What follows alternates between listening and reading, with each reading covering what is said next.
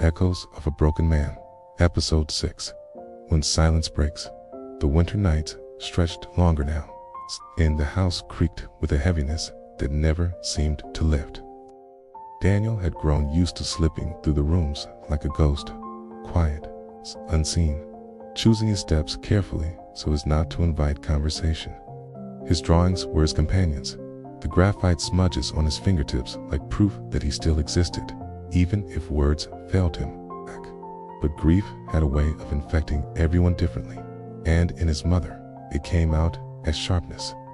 The woman who once hummed gospel songs while cooking had fallen into silence for weeks after his sister's death. Now, her voice returned, but often as commands, criticisms, or sighs that cut sharper than knives. She was grieving, too. Daniel knew that. But her grief demanded obedience, demanded silence, demanded respect. It was a Friday evening when the quiet finally cracked. Daniel sat at the kitchen table, bent over his notebook. The bulb above flickered faintly, casting shadows across the page. He was sketching wings again, broad, uneven strokes, lines that refused to align. His mind was elsewhere, trapped in a cycle of questions with no answers. Why his sister? Why now?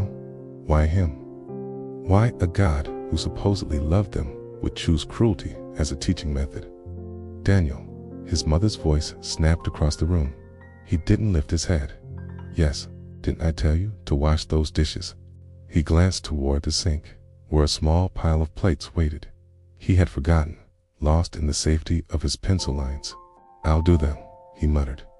You'll do them now, she pressed, her voice tightening. Something in her tone scraped against the raw edge of his chest. For weeks, he had swallowed every word, every bitter thought, every question about God and loss and why life had become this way. Tonight, the dam cracked. I said, I'll do them, he shot back, sharper than intended. His mother turned, her eyes narrowing. Don't speak to me like that. I'm your mother. Daniel's pencil stilled. His chest rose and fell quickly. The anger that had been simmering for months suddenly surged upward, unstoppable. You think I don't respect you? I've done nothing but stay quiet, nothing but listen. But what's the point? None of this. His voice cracked, slapped the pencil down. None of this makes sense. God takes her, and we just keep, what? Singing hymns, pretending he loves us. For what? The room fell silent, except for the trembling in his voice. His mother's eyes flashed with something between fury and heartbreak. Don't you dare talk about God like that in this house. Why not? Daniel snapped, rising from his chair. 'Cause you're afraid to admit he doesn't care? That maybe he never did. He hated her enough to take her. He hates me enough to leave me here. Why can't you see it, Daniel? She barked, the force in her voice like a slap. You will not curse the Lord in this home. You're alive because he wills it.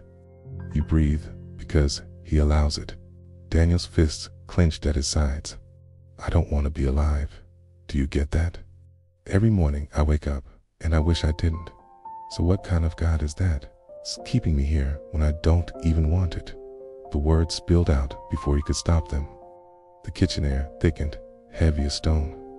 His mother's face crumpled, her lips trembling, her eyes filling with tears she refused to shed in front of him. You're my son, she whispered hoarsely. Don't ever say that again. But Daniel had already turned away, storming down the hall to his room. He slammed the door shut, pressing his back against it as though holding off the weight of the world. His chest heaved. His throat burned. For the first time, his anger wasn't just in his head. It had erupted, scorched the room, left ashes in its wake. He collapsed onto his bed, clutching his sketchbook to his chest. The thoughts came quickly, dark and unrelenting. What's the point? Why stay? Why drag this out when the ending is already written? He imagined the silence after it was over, imagined the stillness of no longer waking up to pain. But then the images came. Michael's grin, the way Mandy's laugh always broke tension, Sophia's hand thudding against his shoulder as she teased him about being shy. His mother's trembling voice, too, even as anger crackled between them.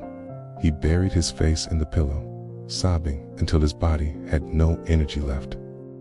The next morning, the silence in the kitchen was unbearable. His mother stood at the stove, her face set hard, her eyes red-rimmed. Neither spoke. His siblings moved carefully around them, sensing the fracture without daring to step in. School became refuge again, though not peace. Mandy asked if he was all right, her voice unusually gentle. Sophia cracked jokes, but her eyes studied him too closely. Sensing something, but not knowing what, doubled down on laughter, pulling Daniel into his ridiculous worlds. "Guess what?" Michael announced at lunch.